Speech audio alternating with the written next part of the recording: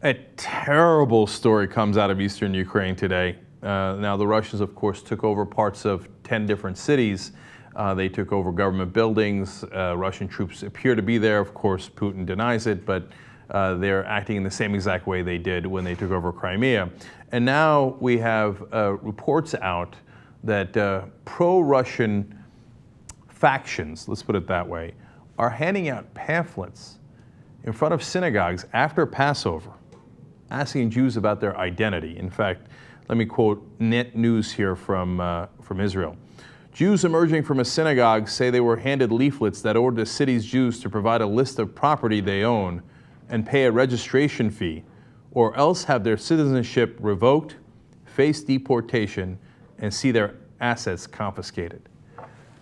Now, if that didn't send a chill down your spine, you don't have appreciation for history. And as I read that, I thought, wow. Now, I know that the way that Putin has been going into other countries and saying, oh, I'm only protecting the Russian minorities, is very similar to what the Soviet Union did in the 1930s and what the Germans did in the 1930s. But this takes it to a whole different level. Now, some are skeptical about this. I'll get to that in a second, but let me fill in the details here. And this is a very important detail because the guy who is in charge of one of those Russian factions is a guy named Denis Pushilin. He identified himself as the chairman of Donetsk's temporary government. That's the pro-Russian government.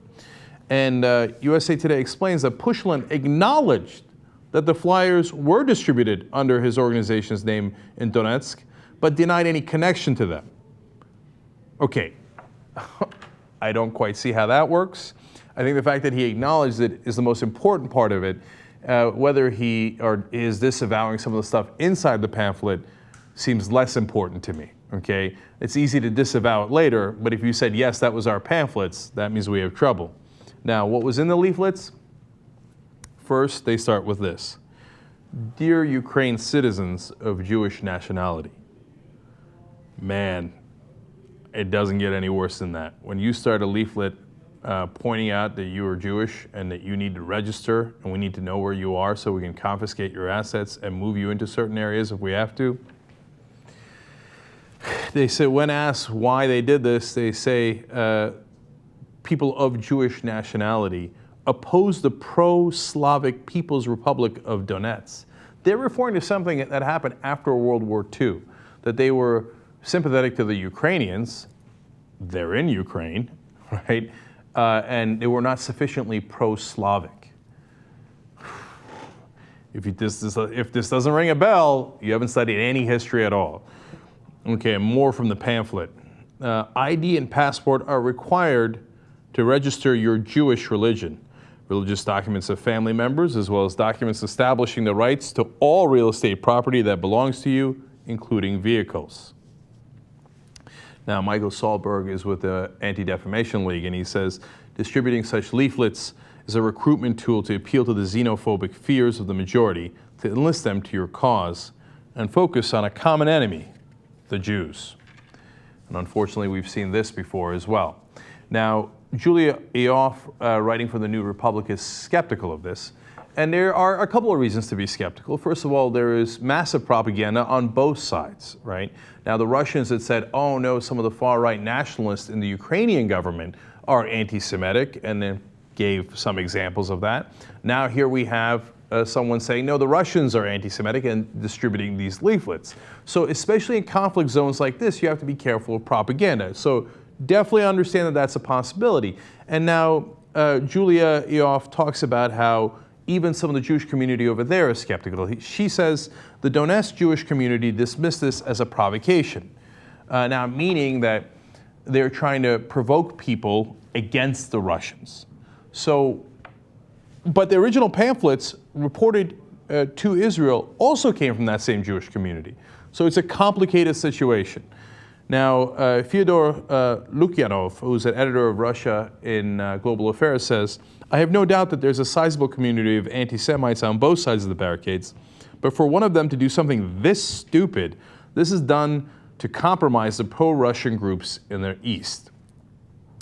But then Julia Yoff adds at the end of her piece, the Jews of Donetsk and eastern Ukraine may have been asked by a leaflet to register, but it has not been enforced, nor are any Ukrainian Jews registering themselves.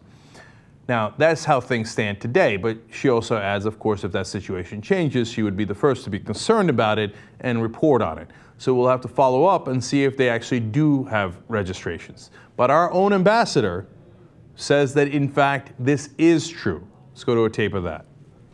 Everything that we're hearing suggests that this is the real deal, and that it apparently is coming from somebody on the ground there among these radical groups.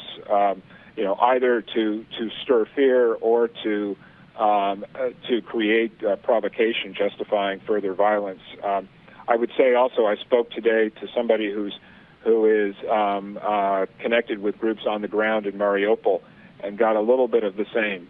Just the sort of atmosphere of fear is one of the major narratives right now. And that's something that obviously we're going to be watching closely over the next couple of days. That's the U.S. Ambassador to Ukraine, Jeffrey Pyatt. Secretary of State John Kerry also referenced the pamphlets. Now, look, to some that'll be evidence that it's U.S. propaganda or Western propaganda. To others, it's evidence that the pamphlets are actually real. Either way, you got to keep an eye on it. Propaganda is, of course, terrible, right? But what's far, far worse is if these pamphlets are true. And if they're real and they start to register Jews in eastern Ukraine, well, it doesn't get any worse than that. Because, one, we've seen that happen in Europe before, and it was one of the worst things in world history. And two, I mean, if you didn't learn from that episode, and you say, well, it's the Jews and I'm not Jewish. Of course, you remember that old poem from those days. First, they came for the communists, and I wasn't a communist. Then they came for the Jews, et cetera, et cetera. You know how that goes. But if you're not concerned for the Jews just because you're not Jewish, some chance you're a bad guy to begin with, okay? We all have to look out for each other, and if they start registering anybody, it's not a good sign. And given the history of what's happened in Europe in those parts, this is a particularly terrible sign.